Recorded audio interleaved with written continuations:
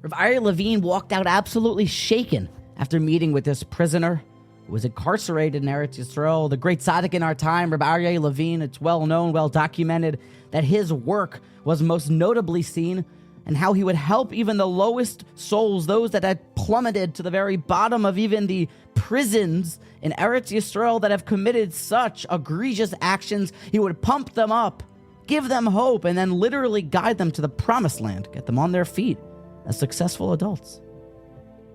But one time, Reb Aryeh Levine walked out of the cell and was absolutely shaken by what he had just heard. There was an inmate there that told Reb Aryeh that I'm in here because of attempted manslaughter. I wanted to perform shechita on another individual. I wanted to cut his head off, but I had failed, and everyone has done messed me up. Probably said in Hebrew, Ani lo oseh shelo kahogen. I didn't do anything wrong. I need a lawyer. Why? He explained his rationalization. Because the person who I attempted manslaughter against was such a rotten fellow. If the courts knew how bad he was and what he was up to, they would have given me an award, a medal for my attempted manslaughter. If only I would have gotten him, maybe I would have won the Nobel Peace Prize. Reb Aryeh was shaken. You see, folks, we can even rationalize the tragic happening of murder, of attempted manslaughter. Give a human enough time and you can figure out why he really needs to accomplish this. The human brain is a crazy place. And it seems like this is what Avram Avinu meant, and it's what the Malbim suggests when he walks into Plishtimville to the Philistine king Avimelech. Avram does, he walks in with his wife, and he's nervous that she's an attractive woman, so all of a sudden he makes up a story that no one should kill him, it's really my sister. And Avimelech gets hit with this disease, can't go to the bathroom, he can't get near anything or near anyone.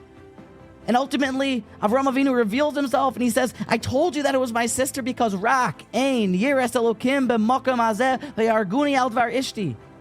That even though you guys are Philistines, and that means you eat cleanly, and you are very tznius with your conjugal relations. The Gemara goes on an elaborate display of how the Plishtim were very upstanding people. They had a constitution, and they meant well, and they had morals and social norms.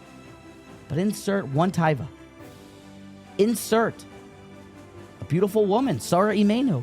Insert a new culture coming to town, some other new law, and the wanting to just approve new laws that previously were bad. Anything can change because Rak Ein Yiras Elokim B'Makam Hazeh. If there is no godly discipline and really acquiescing and an acknowledgement of a higher being that gives us moral and spiritual discipline, Yiras Shamayim, that anything could happen.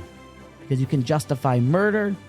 You can tell us why bris milah is barbaric. You can tell us why same-gender marriages are really how I define myself and how it really needs to be promoted. And you can tell me that I need to go ahead and do this and that and the other thing. But if there is no fear of heaven, godly discipline, rak ein yiras elokim b'makam hazeh, well, then anything is possible, and even the worst rationalizations.